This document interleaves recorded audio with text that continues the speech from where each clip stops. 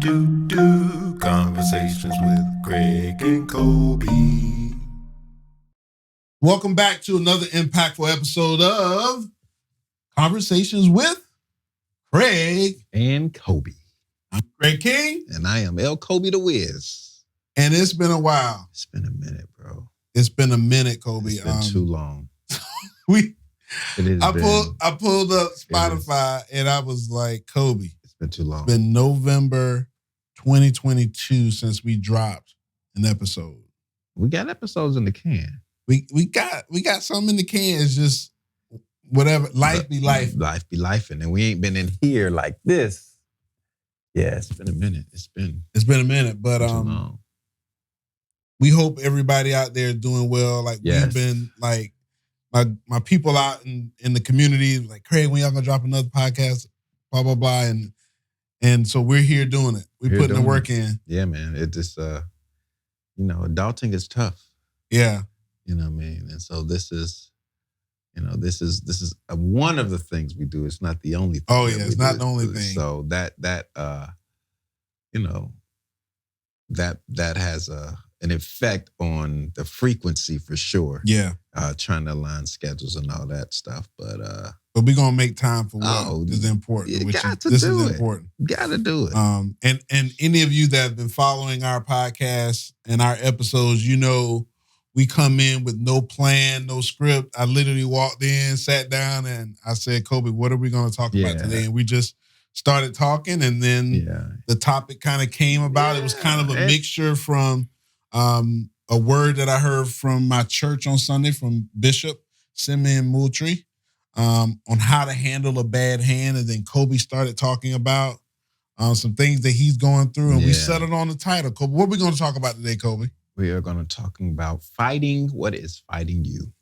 Fighting what is fighting you. And so that can be taken a whole bunch of ways. Yeah. So we're going to go a few different ways, and you get what you get from it. Yeah. And think about, how do you fight? How do you win? Mm-hmm. You know what I'm saying? The fights that you're in. And a good intro to this will probably be go back to Fight to Win, I think, in season 1. Yeah. That's a good one to start with. But if not, you can just listen to this one. Yeah, just listen to this one. And it's been a minute. So if you're not familiar with how things roll here with Conversations with Craig and Kobie. And listen, we don't come in here with a topic and planning, not because we can't, not because we don't see the importance of planning. Right. I think that needs to be said. There's power in preparation. We understand that. But the reason why we do this way, because we believe there is a magic that happens in the moment. And there's a history. There's a history. You got to go back and see. Go back. So, you can't go. Yeah. There's a reason. There's a reason. Give a quick 30 seconds. So learning then we got to start the time. In a conversation. Yeah. That's all I'll say. Go get the book. Yeah.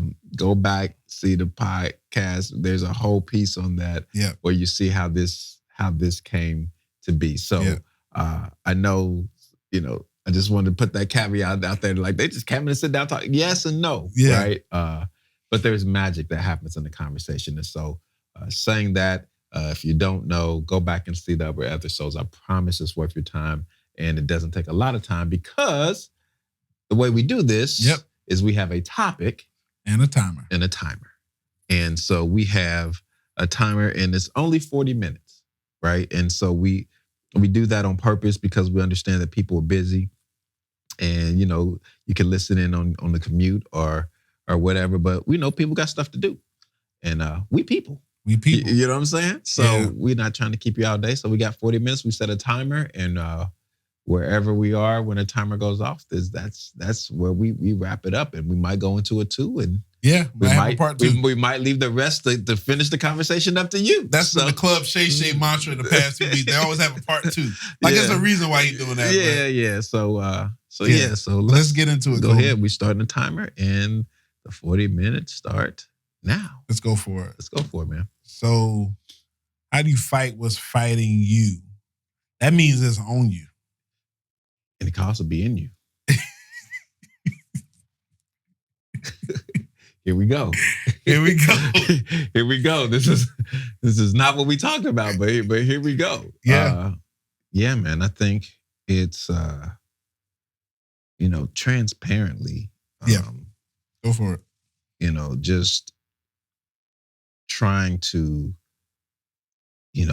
be the best version of yourself, like in a real intentional way. Mm-hmm. Like it takes something. You know what I mean? And it is a fight to do those things that you know that you need to do. Yeah. I've been trying to get with my girls. Excuse me, Alana and Araya, and I'm just like, the sooner you all learn to do the things that you don't want to do, but you know that you need to do. Yeah. Like, you're gonna be better off. Better off. And that's a hard thing because you got stuff that you know you need to do. And as an entrepreneur, bro, it's always something to do. And so, and then trying to break new ground and in new places and do new things. And it's... Because what does comfort tell you to do? Be still. Or just keep tilling the ground. Yeah. Where you know that it's soft. It's soft. Yeah. But what happens when you keep tilling the same ground? Bro, listen. What's going to happen? Listen. You can only draw so much out of it. You can only draw so much out of it. You can only draw so much out of it. And so that's been what I've been dealing with, and then trying to break into new spaces and to acquire some new skills and stuff. So it's been not Kobie. Man, Kobie doesn't need new skills. Bro, listen. Kobie the Wiz. Kobie the Wiz. Execution on 110. So this is the theme for this year. If you all have not seen this yet, before it had enthusiasm on here, and while that is necessary, for me, what I need to is a constant reminder. And so this year's execution. So execution 110%. So literally trying to finish the things that I have started. And I have a lot of things to get out to finish that I started. So this year is going to look like a, we put out a lot of stuff last year, but this year it's going to be even more. So, and so as you're navigating that, and I can relate 110% to that. See what you did there. I see what you did there. I see what you did. You see what I did there. As you think about doing what you need to do, that you know you need to do, and you're fighting what is fighting you. And for me, being transparent to our audience and to you, because I feel like these are our time to connect. Man, this is right. This and is so it. There is still elements of self-doubt, bro, and self-sabotage that I go through. That even the person that you may see out there that's the most successful person that struggles with, on the outside you see success, you see them thriving from what you see from your vantage point. But the day in and day out, once you have reached a level of consistency that they see, bro, behind closed doors, there is a constant struggle to do what you know you need to do, and that self-doubt. And even down to, like you were sharing with your girls, I don't think it just stops there. It also is for you too. Oh, bro. Like, listen, 100%. Because as an entrepreneur and as a workpreneur, we have two different vantage points. But for you, I think it has to be 10 times more difficult, bro. It's super. It's not in like an arrogant way, no, or a cocky, right? But this is hard. Like, it is hard being me. You know what I'm saying? And like that's the piece that I tell my girls, like, you are the only you. And so when you're really for real trying to be the best version of you,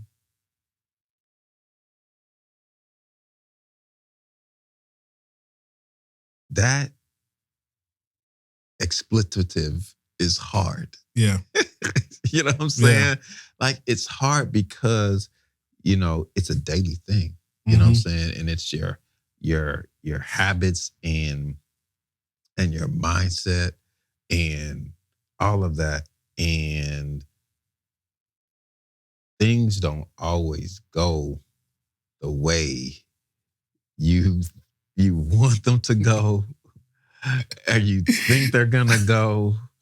And you can have a plan, and when the plan still doesn't go, and then you like, okay, we can go to plan B, and then plan B don't work, and you're like, that's cool. I ain't worried about it because I got plan C, and then plan C don't work. And you're like, ooh, I got plan D, and plan D don't work, and you're like, I didn't think that those would not work.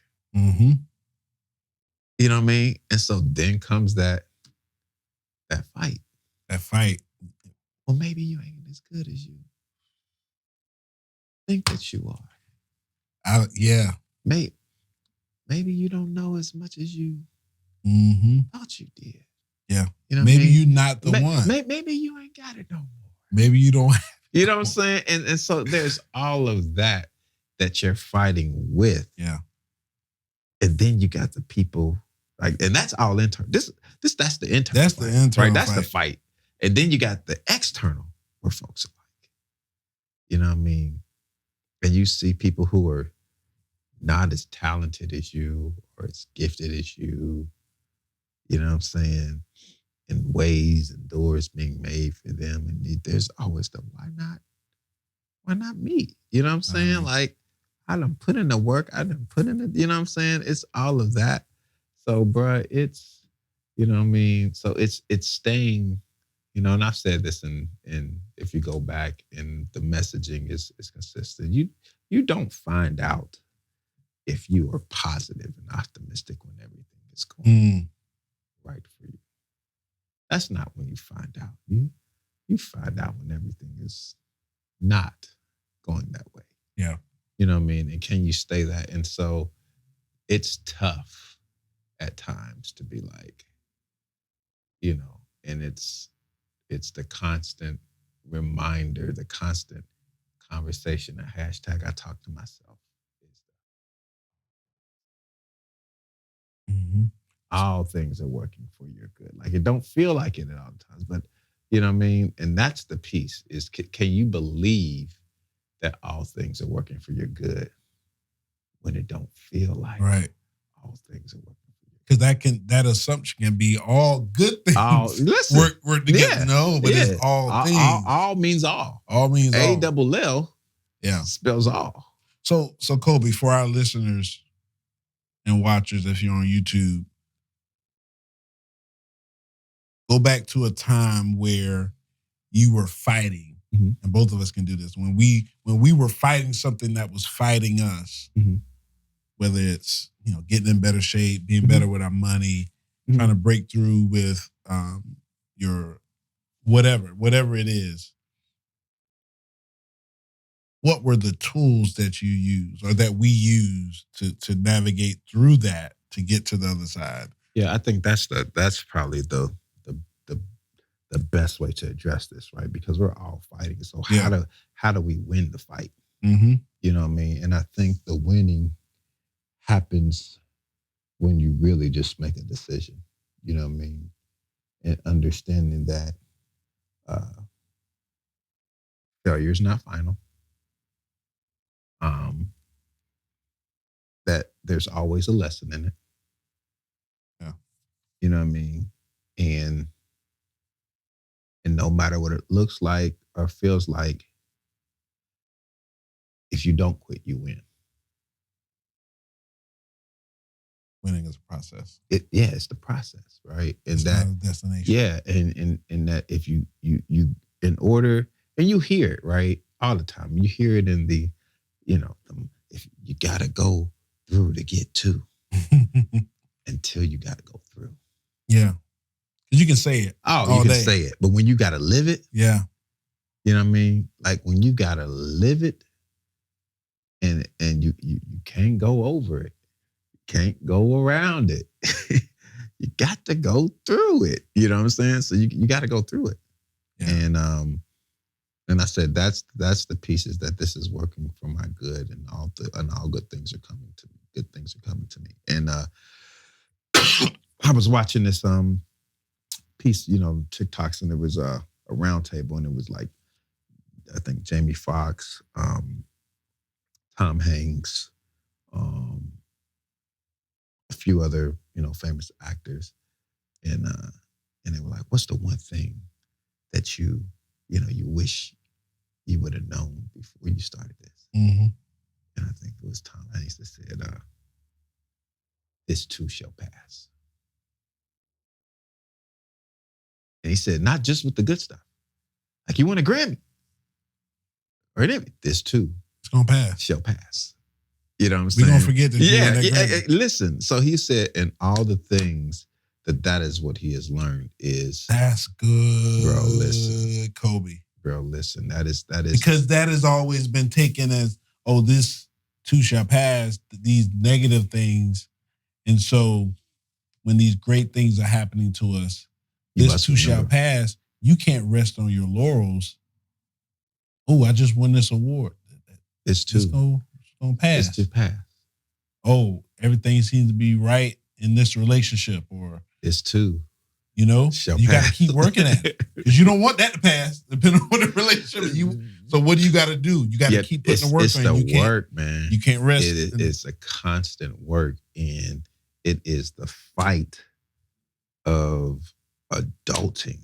Yeah, you know what I'm saying. So, how do you fight what is fighting you, and to win it is, that is the first thing, is to stay positive and to understand that giving your best is going to look different day to day.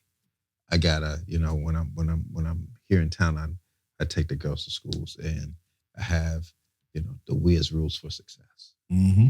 And I tell the girls, they work whether you 5 or 85. The same rules that are good for you are the same rules that daddy uses for success. Yeah. And I tell them, so give me the rules. What are they? They're like, 1, always do your best. That's right. What's 2? Never give up. And what's rule 3? Do all the work. That's it. That's it. So if you do your best, right? Never give up. Rule 2 is never give up, because we know that there's going to be some stuff that we're going to face that we weren't expecting. That's going to make us want to give up.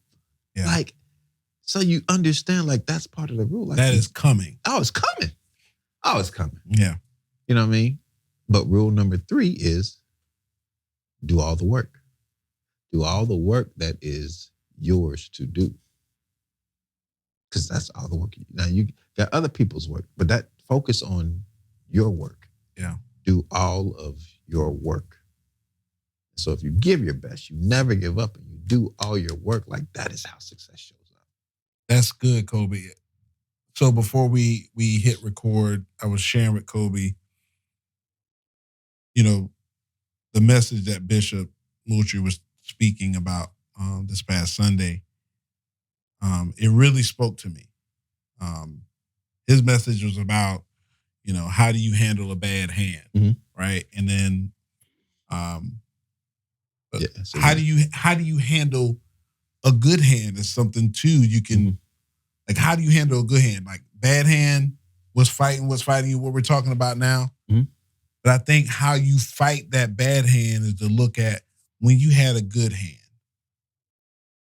What was that process like to get that good hand? Because sometimes that good hand happens as a result of your habits, and things that you have done. So you have God's will, then you have the ability for free will mm-hmm. that you have, mm-hmm. and then you have these experiences that happen, and those two things collide, mm-hmm. right? Mm-hmm.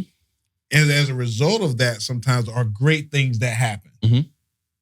And I think if we pull lessons from those experiences as well, they provide tools for when that bad hand comes, mm-hmm.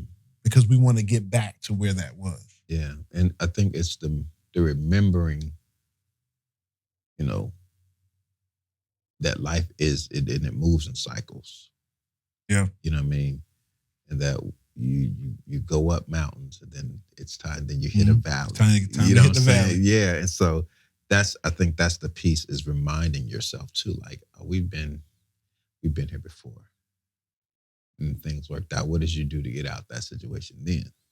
You know what I mean? So that constant conversation and reminding yourself of, you know, this ain't the first time I've been. And even if it is the first time you've experienced, like, okay, there's something that you've gone through that's prepared you for this. Your experiences matter. Oh yeah. Oh yeah. Do not discount your experiences that you've had when you're facing those valleys. And maybe that experience is not a direct correlation just from the human eye to what you're going through. Sometimes those experiences, you have to tie those little anecdotal notes that you picked up on along the way that allow you to navigate that tough time. So you, man, like, you know, I think life is a fight. You know what I mean? And I think it is intentionally designed to put us in positions where we have to find ourselves. Right? I think I always say that getting to know you is getting to know God, because God is in you. So if you really get to know you, then you get to know God. So you have quite a few, you know, that I know about, that you've talked about, but give us some stuff that we may not know about, where situations where you had to fight some stuff and persevere some stuff that you maybe even didn't see coming. Yeah. That, you know, that you are on the other side now of. Shoot, talking about something you're in right now, because that might be the next piece. so yeah. So I guess the one that, looking back at it now, is a few years ago, probably 7 years ago, I started a doctoral program. And I had an experience that, while I was going through it, everything appeared to be fine. Just from a academic standpoint, from a focus standpoint on my side, all of those things that you would expect.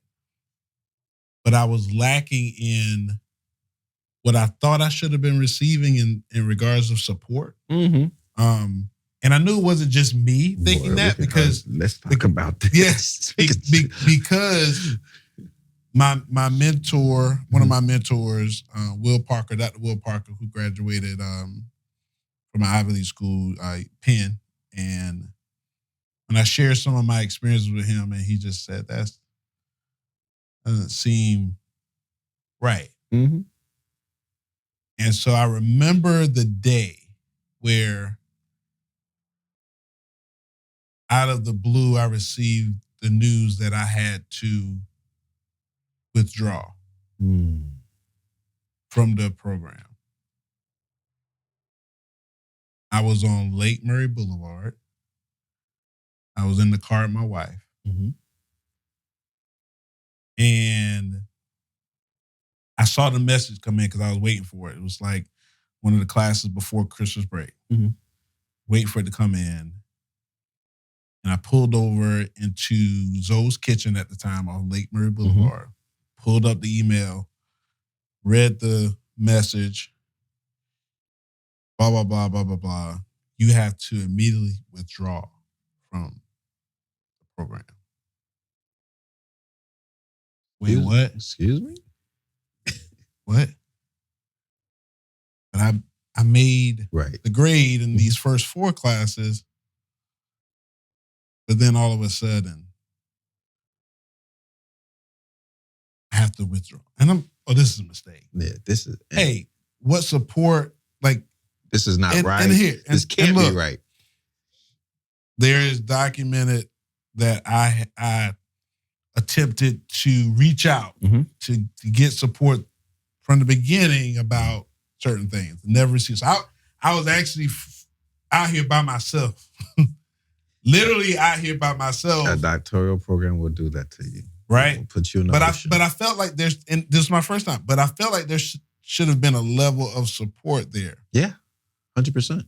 Which I didn't have. And what validated that for me was other stories as well. And so, long story short, I cried in that car for probably 30, 45 minutes, sobbing. Because this is not right. This is not fair. My wife, Tasia will tell you, she is consoling me. And because I knew the effort I was putting in. Listen, man. I knew the intent was not to shortchange what I was going through. I was in a, and that's different, right? That's different, right? If you knew you hadn't given your best, you're like, right, yeah, they got me. You know what? I didn't get my all here. I am literally sobbing in the car, and I couldn't remember the last time I sobbed like that because it was something I really wanted. And let me tell you what I'm through it, but it's still lingering. Because the powerlessness. Because it's fighting me because I have been reluctant to start another doctoral program because of that experience. That trauma, even though I feel like I'm working my way through it, it's traumatic. I still second guess what I said at the beginning of this episode. I still sometimes second guess my intellect and whether I can do it. And I know people, my mentors and my friends and family have said, Craig, that is not you. That is by a long shot. But it's let me tell you, words that you say to yourself. That's right. About yourself. That's right. By yourself. That matter the most. That's right. What other people say about you means something. Yeah. But what you say to yourself about yourself, by yourself, that's what matters most. Yeah. And so. And just for the world out there, this is the first time I have publicly shared that. Like my inner circle, my wife, a few friends, a few family members know that story, but it still stings me. But here's the other part of that too, Kobie. As much as that stings me, I do take some personal responsibility in the situation because as bad as I wanted, and I still want that to work for a doctoral degree, did I do the necessary research into finding the program for me? And I can't say that I 100% did that. Well, and that's a realistic, but that doesn't justify the way I felt like I was treated. Yeah, but because, so here's the thing, right? People are flawed. Yeah. And it's people who make up systems. And sometimes people ascertain positions that although they're in, their character is less than what it should be for them to hold that position. Yeah. Right? I say this all the time when I'm working with like principals and leaders in leadership development is that leadership makes you a leader, not the position. Yeah. And people think the position makes them a leader.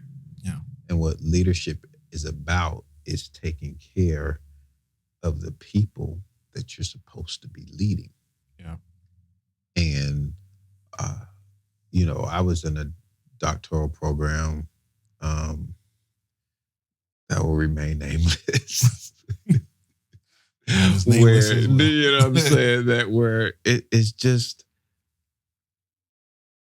You know what I'm saying? People are just not what they should have. And same thing, right? I realize that the advisor that you have in a program is probably the most important Speak piece. on it. And I didn't realize that until I got into that. And so now that I am still seeking and pursuing, I mean, I had a friend, I literally just left from doing some work for him.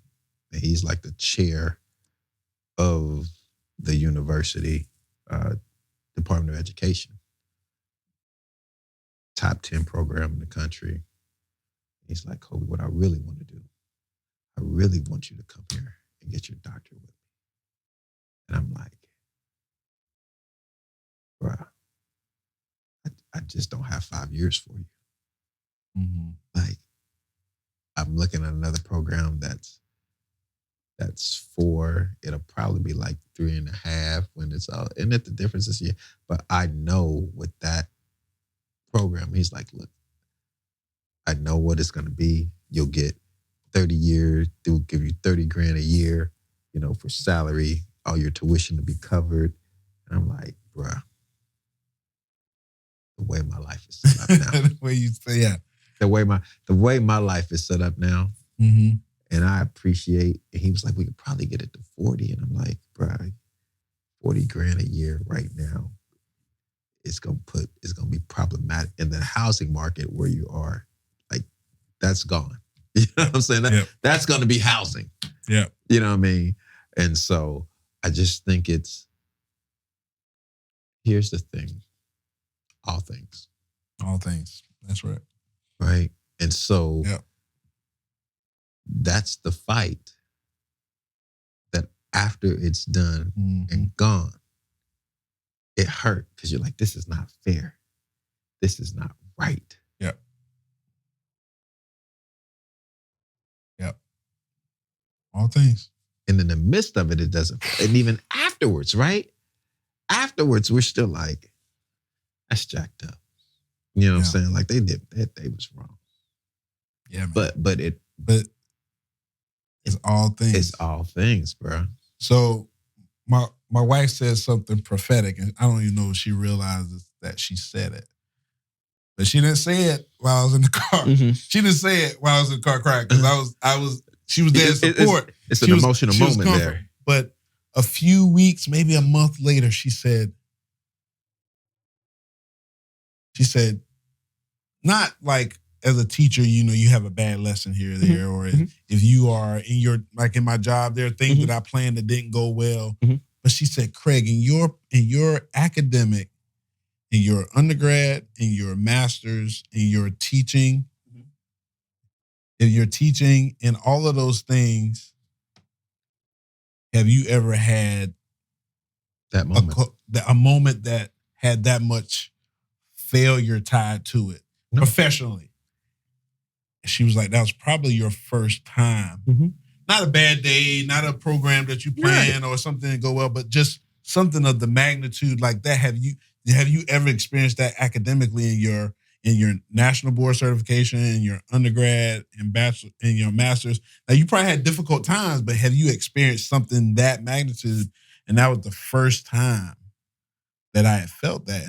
And she said, in her infinite ways, I can't say exactly how she said it, but in her own way, she said, maybe you needed that. Yeah. Because we don't know what we need until after we have what we need. Mm. Right? We don't even miss it or know we needed it because we've never had it. Yeah. And we don't recognize it in the moment. This is why I say it is detrimental for kids in sports for us to protect them from experiencing loss. Come on. Trophies for everybody. Bro, I hate it. Like the participation trophies, and I get it. 80% of success is showing up. But we need I need you to feel what it feels like to give your very best and it not be enough.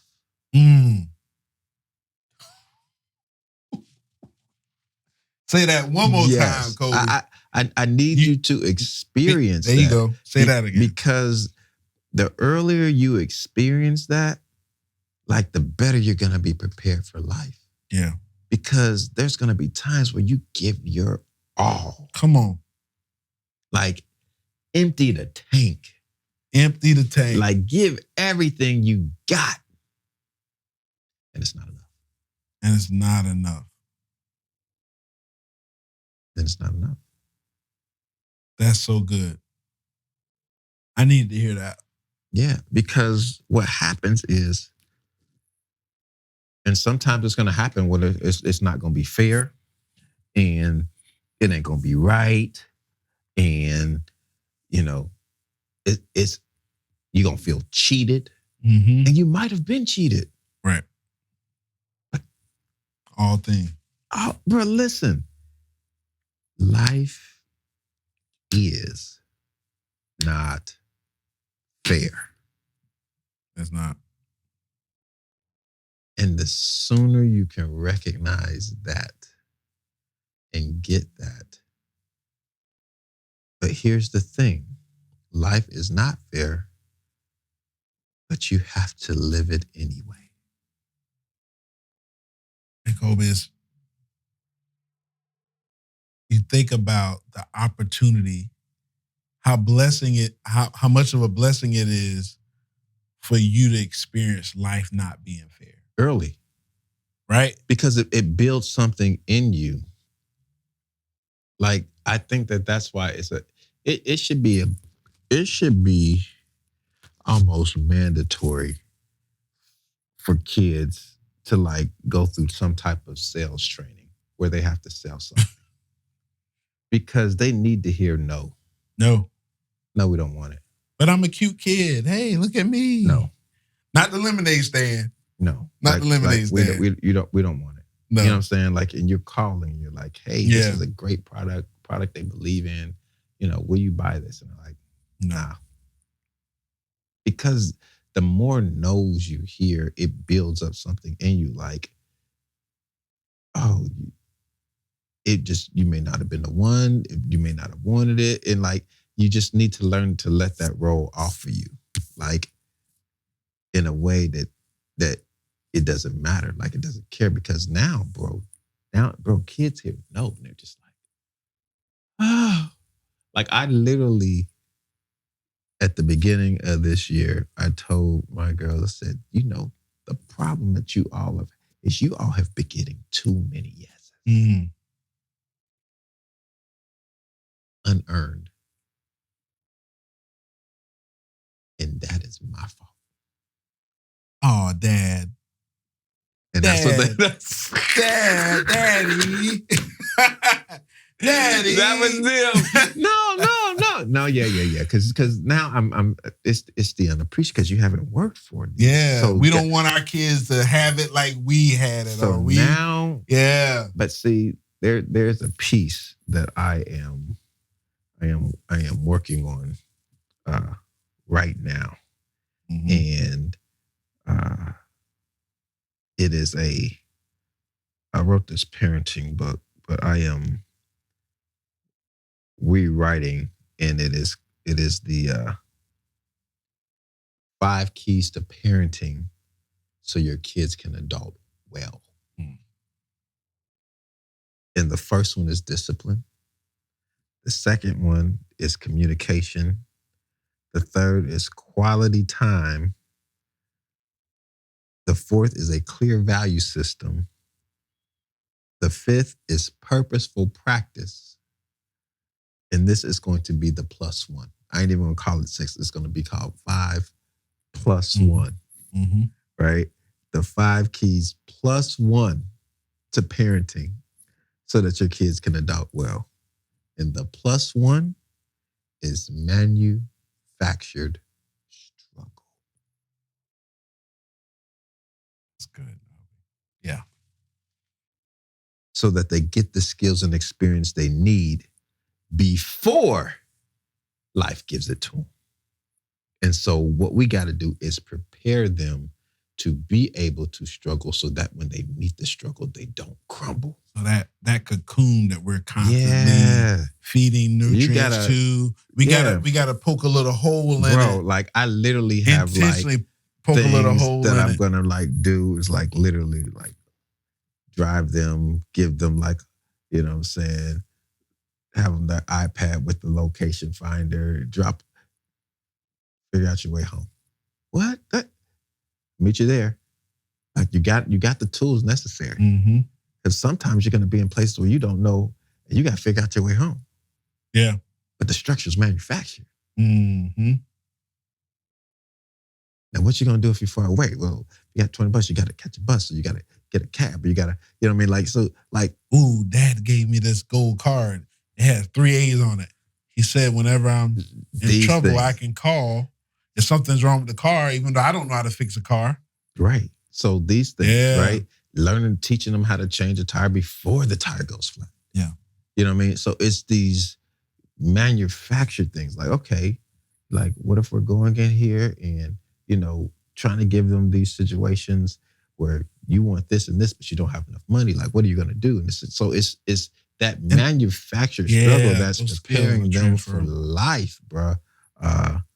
So those skills are transferable because you're teaching them through manufactured struggle, even though you may never in your life have a flat tire. Right. But something's going to happen that you're going to fight. That you're going to be unprepared. That you're going to be unprepared for or prepared. Right. But the discipline, right? Mm-hmm. The consistency, the training, the thinking for myself skills that you taught them growing up are going to allow them to handle a situation you may not have prepared them for because you can't simulate adulting for them. Listen, you can give them some of the situations, but right, you can't simulate adulting. But we can give them a mindset, right? Right. Like when things go wrong, as they sometimes will. They will. And the road you're so what is your mindset? Uphill, like, right? Yeah. So that those poems, like, so I had the opportunity of being able, my girls went to swim lessons, but I had the opportunity of being able to give them the foundation of teaching them how to swim. Mm-hmm. You know what I mean? And, you know, I would let them, first thing I did is taught them is that you can float, right? Get them in the water, teach them, before we talk, instruct, listen, you can float. But you're only going to be able to float if you stay calm. So all this stuff going around, and guess what? You can float in 2 feet of water. Mm-hmm. You can float in 8 feet of water. You can float in 26 feet of water. Mm-hmm. The depth of the water don't matter. But you can float. Mm-hmm. But in order to float, you gotta stay calm. So if you ever get into a situation where you're swimming and you get tired, you can float. That's good. And so that was the piece. So that's what I tell them is when they get in situations where they get all flustered, stay calm. Because if you stay calm, you can float. So I remember growing up, things from my 8-year-old mind would look like this is the worst thing in the world. But I always remember my dad being calm in all situations. Like even when I was a kid, when I was diagnosed with cancer, going through chemo, watching me have an allergic reaction, him right there, you know, just a calmness. Because you can't think. You can't think. If you're erratic, you can't use what's in you to fight what's on you and in you. If you are erratic. So I remember, you know, just when things happen, I have that same ability to stay calm, relatively calm. Because you've seen it. Because I've seen it. Every time. Every time. Hey, but No, go ahead, hit stop. Good. That's good. Hit stop. That's good. But you can be it. I can be it because I've seen it. And it's hard to be something that you ain't seen. And me seeing it created experience. Mm-hmm. And so while I can see this outward situation that is happening, whether it's something needs to be repaired in the house or whether it's, whatever it is, work or whatever, that calm demeanor has bode me well in my life. It has caused me to find probably solutions quicker than if I was erratic and if I was not calm. Because it didn't matter if it was 2 feet of water, which might be changing something that's simple, right? But that 26 feet of water is something deep. And it's deep. And I know it's deep. And I know my choices are different, whether if I'm in 2 or 26. Yeah. Because 2, things get crazy. I can quickly, I can stand up. I can assess the situation. 26. I'm going to fall. That's different. I'm going deep. Yeah, so that's how you fight. Fight was fighting. That's a pitch. You stay calm. That's a good one, Kobie. Yeah, it's a good wrap out there. So yeah, we enjoyed this one, y'all. Yeah, this was good. This is Conversations with Greg and Kobie. It's gonna be what it's gonna be. Yeah, but before we go, few housekeeping and business things we got to take care of. Shout out to Kingdom Culture. Shantae Darby. Reach out to Shantae for any of your audio, video needs. Shout out to him. Yeah. For letting us, for being a part of this. Yeah. From the beginning. So we appreciate you, Shantae. And what are we wearing? I'm straight off the road from work. I'm rocking my bespoke custom-made suit by Alex. I met Alex a few years ago. He's out of California, but there's a lot of great guys around the Columbia area. But I was in a situation where I was able to tap into Alex, and so I'm chilling today. Yeah, man. I'm in jogging pants, the El Kobie the Wiz hat. We rocking the threes, the Jordan 3s, and we got the execution shirt on. 110%. 110% execution. The motto is 110%, 110 all year. That's what we on. That's good.